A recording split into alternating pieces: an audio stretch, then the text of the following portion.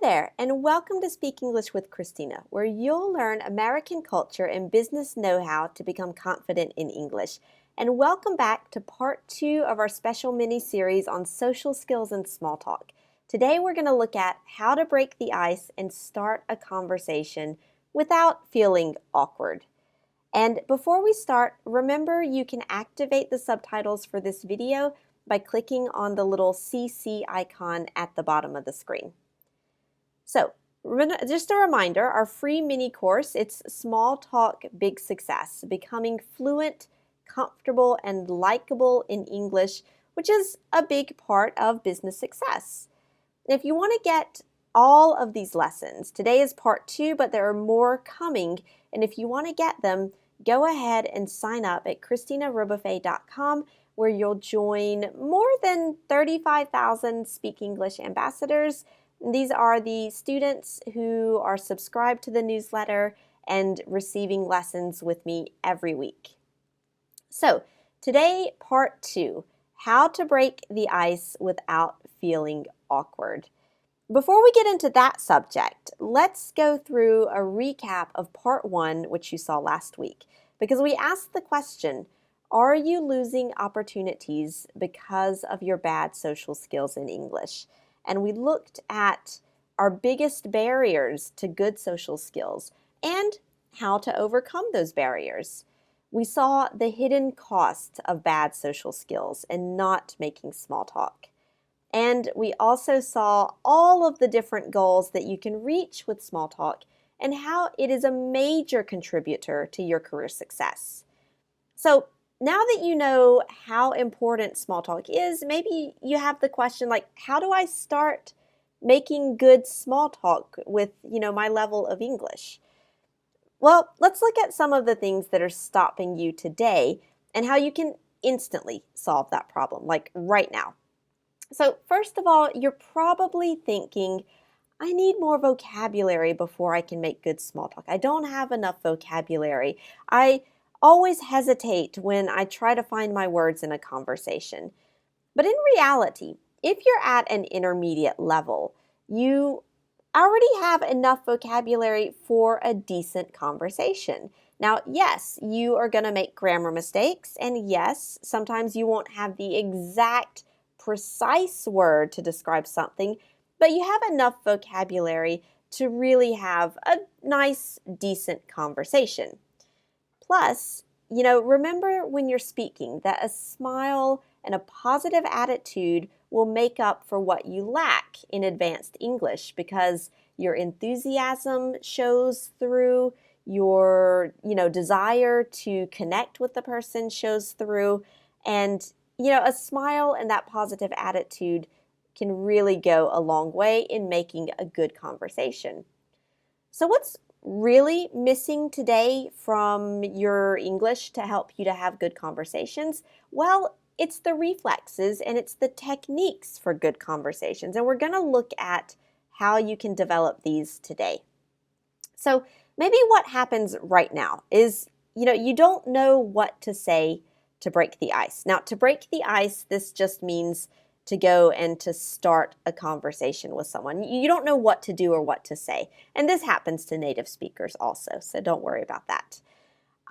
Or another situation is someone comes to you and they start a conversation, but you don't really know what's the appropriate response in that situation. And so you just say yes, or some very short, simple answer. And if your face, it looks like this woman, it's like, I can't understand you. There's a lot of noise. What are you saying? That just really makes the person to start thinking, okay, how do I get out of this conversation quickly? This person is giving short answers, so clearly she's not interested in talking with me. She just looks unhappy to be here. I'm going to leave this conversation. And that's not what you want, because the person in the conversation could be someone very helpful for your career or just a nice person to know. So let's look at some ways that you can instantly improve your small talk and the way that you break the ice with someone. The first thing is to play the game. And small talk is like a game, really. You have to talk to people, you have to be open, you have to participate actively. It's like ping pong. You each take turns sending the ball, the conversation, to the other person, but you have to respond. So play the games, play the small talk game. And also, you can take control. You can make the first move in the conversation. And don't wait for others to initiate a conversation, because I'm sure you've experienced this at like conferences or trade fairs. Everyone is kind of shy and everyone is waiting for someone else to start the conversation. But when someone does start the conversation, doesn't that feel nice? You're like, finally someone to talk to. Well, you can be that person. And it's also a good idea to know exactly what you want to say before you approach someone to introduce yourself. This is going to give you confidence. It's going to make you speak more confidently when you do break the ice. And it's going to make it easier for you to go and to initiate a conversation. So, first of all, here are 3 very simple ways that you can break the ice. And these are the exact same things that, I would say if I was at an event and I wanted to start a conversation with someone. Just approach the person and introduce yourself. Hi, I'm Christina. I don't think we've met. And then the other person will generally say, well, hi, I'm John. Nice to meet you. And then they're going to ask some questions that we'll look at a little later. Or actually, no, sorry, this question's on the screen. They might ask, nice to meet you. So what do you do exactly? And this is just the start of your small talk conversation. Another question that's very common when you're breaking the ice is, where are you from? Or, so are you from around here? It's a very simple question. You can see grammatically it's not complex, it's not advanced, but these are 3 very typical ways that even native speakers would start a conversation at some kind of social event. So, you know the ways that you can go and initiate the conversation, but it's also a good idea to always have a good answer to the questions that people almost always ask, which are, what do you do? So what is your job? And where are you from? So let's look at these, but first, a little tip. Don't just answer the question. If they say, what do you do? Don't just say, oh, I'm a human resources manager. Okay? Or if they say, where are you from? Don't just say, like, oh, I'm from Brazil. Okay? Because that's a short little answer, what makes it seem like, you don't want to continue the conversation when you really do. So, one tip is to answer the question, but also to give a little anecdote or some details or, something that the other person can use to continue the conversation. And let's look at 2 examples. So this is a very basic, simple conversation. It answers the question, but it doesn't really encourage a discussion. Someone says, what do you do? And you say, I'm a project manager in a telecommunications company. Okay? Not great, but here's a better one. What do you do? Project manager in a telecommunications company, but I like to say I help families stay connected. So you're adding something more interesting. You are talking about the way that you perceive your job. You're not just a project manager in telecommunications. You help people to stay in touch with their family. Another example, where are you from? I'm from Paris.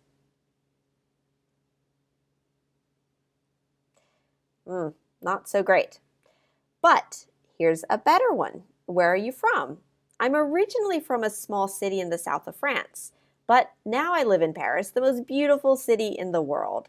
So here you've given, the place you're originally from, the place that you live now, and what you think of the place that you live. So there's 3 different things that the other person could take and continue the conversation with.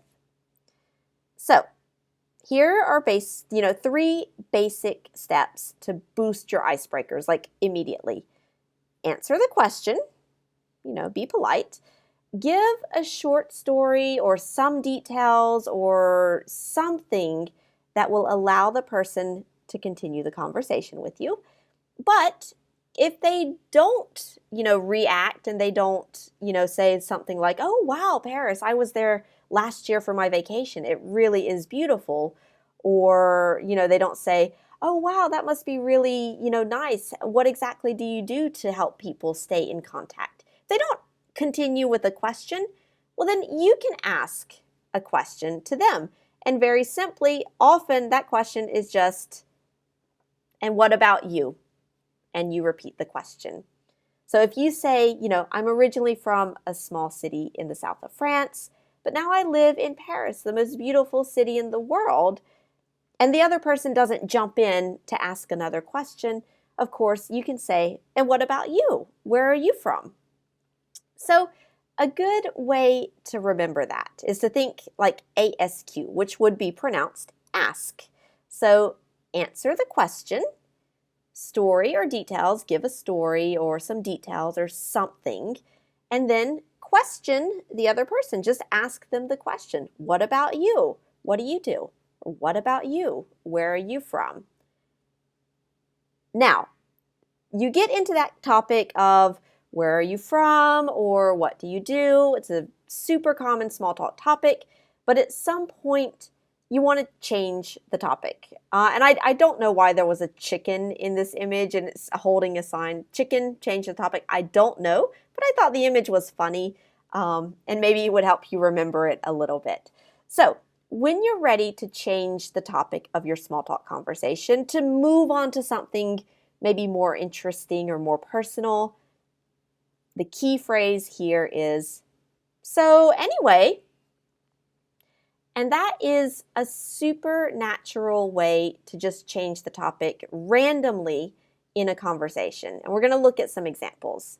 So let's imagine you're at a conference and you've just finished the discussion, where are you from, etc. And you say, oh, you know what, I would love to go and visit Brazil one day. So anyway, what good talks have you seen? You can talk about something here that is more concrete and more related to the conference, the presentations at the conference. Or maybe you're at a meeting, you're waiting, you're with your colleagues, the meeting hasn't started yet, but you're sitting next to each other. You've just finished discussing, a test that the company has started and you're waiting for the results. And you could, finish with, okay, well, we'll see the results next month. So anyway, do you have any plans for the weekend? And notice there how I slowed down with so anyway, and this gives you time to think, what other question can I ask this person? So it's also a good idea to just have a few questions that they're very general, they can be used with anyone, so that you can very quickly and easily transition to a different topic. So, in a nutshell, you've seen that with your current level, plus these right reflexes, you can already start a great conversation.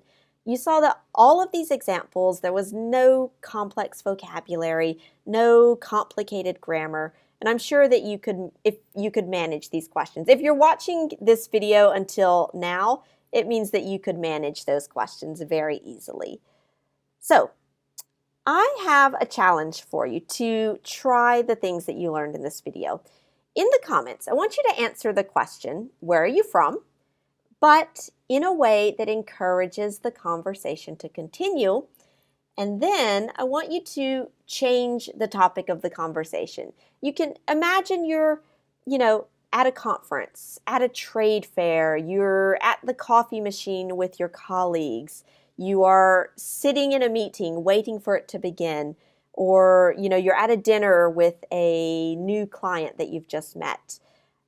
Imagine one of those situations and then see how you could answer where are you from, and change the topic of conversation. Put it in the comments and we'll see what you can do. And now that you know how to start a conversation, you know what to say, maybe your next problem is, but I don't feel comfortable doing that. I don't have that confidence. I don't know how to start, or I don't feel comfortable doing it. So next time we're going to look at how to have the confidence to start a conversation in English, because you'll see often starting is the hardest part. Once you get into the conversation, then it just goes and you go with it. But you need that confidence to go and to start the conversation. And that's what we'll look at next time.